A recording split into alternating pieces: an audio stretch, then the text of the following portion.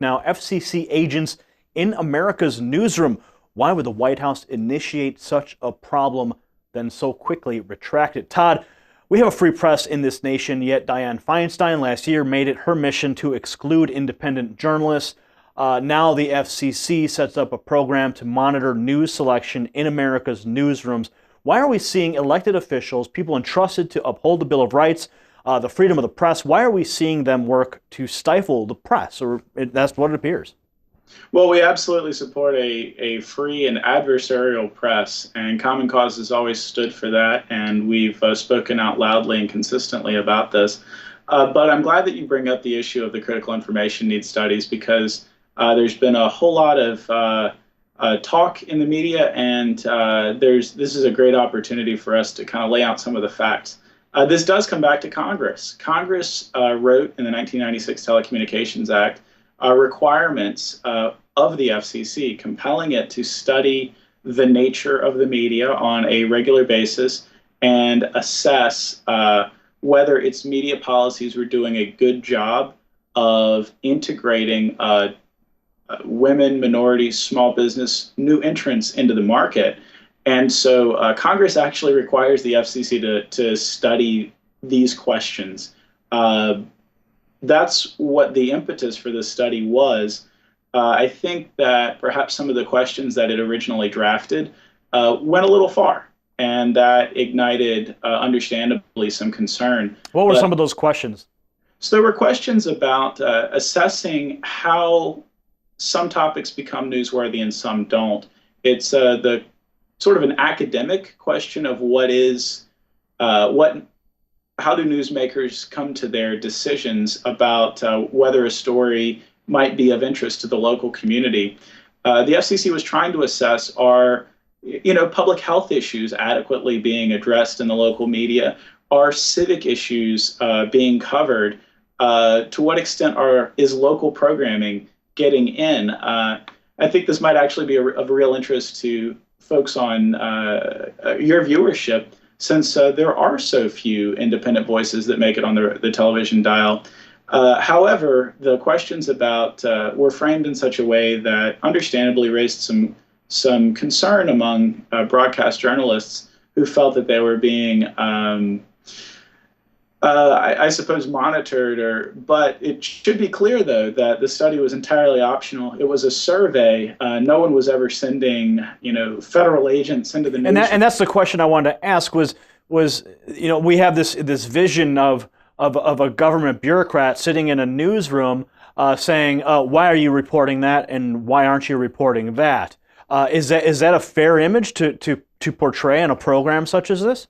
No, I think actually it was more of a voluntary survey that would have allowed newsmakers to offer their comment in an anonymous fashion about how they determine what stories to cover. In fact, it was almost an issue of fairness. In other words, so if they were studying the media and drew a bunch of conclusions about what the media is doing or is not doing, without asking media makers, it would have almost been unfair to leave them out of the conversation. So while I can appreciate the real, genuine, and valid concern people would have if this were an issue of federal agents being deployed to newsrooms, it really was nothing of the sort. Todd, you mentioned that Congress was the impetus behind this. Why then is the White House involved? What's the White House connection to this?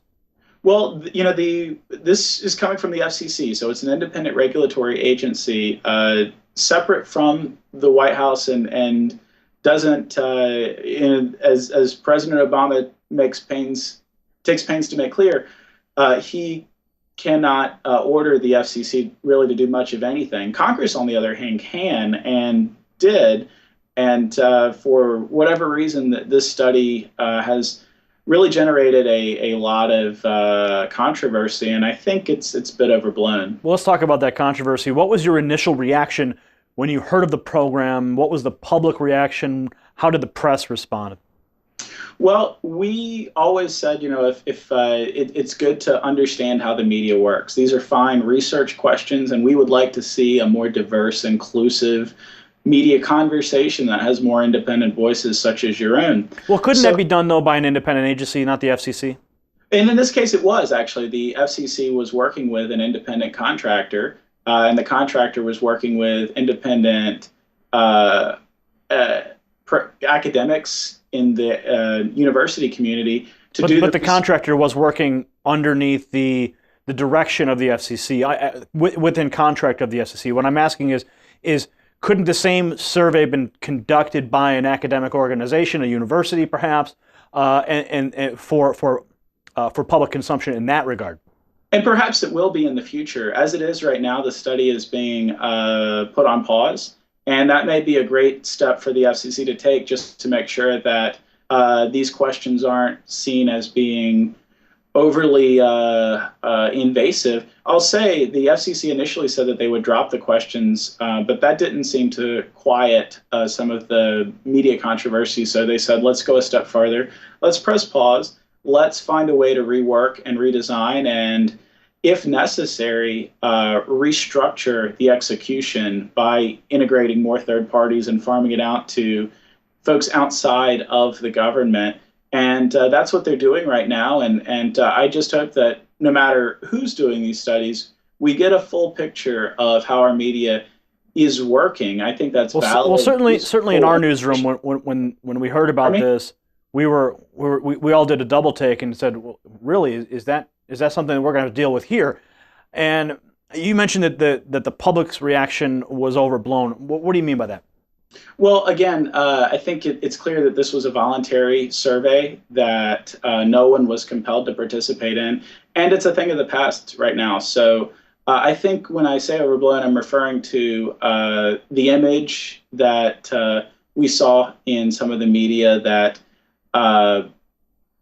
there would be federal agents, kicking down the door of newsrooms, when that was actually never the case. So I think that perhaps at some point along the way, there was a misunderstanding that got repeated and repeated. And if that understanding had been accurate, if that reporting had been accurate, I think we would have all been concerned, you and me both and everyone else involved. But I think it is important that the FCC make good decisions based on the best evidence available. And getting the best evidence requires doing some research. And we should never be influencing the editorial decision-making of the media, but I think we can ask some questions of the overall big picture of how the media functions. In history, though, let me ask you about history. Todd, I want to ask you about history now, or even present day, across the world. What governments have influenced the editorial decisions in newsrooms?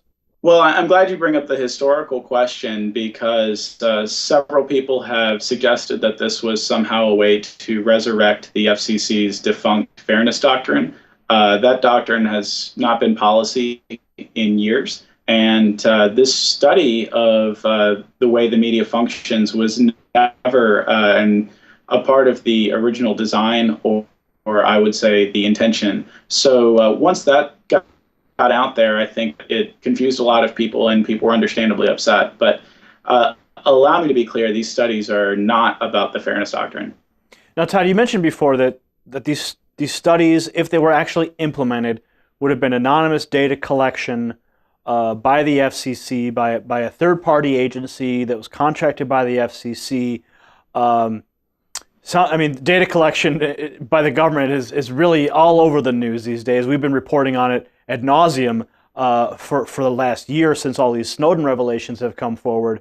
But given the fact that you say that the program was voluntary, do you think that it would affect the way that the news is presented, or the way that media outlets select their news, even though they were voluntarily inputting this information? Would the FCC have taken that data and released it in some way? I mean, how could that data, or could it have affected the freedom of the press? So I'm glad to hear that you guys have been covering the issue of government secrets. It's an issue that deserves extensive coverage, and it's good to have journalists on the beat covering it. I will say, though, that since this was anonymous third-party research just to gather data, it was never going to be used to shape the FCC's decision-making about how it would govern a newsroom. It's not going to be further from the truth. It was just about reporting to Congress, fulfilling its own congressional mandate to inform the Congress of the way that the media is functioning.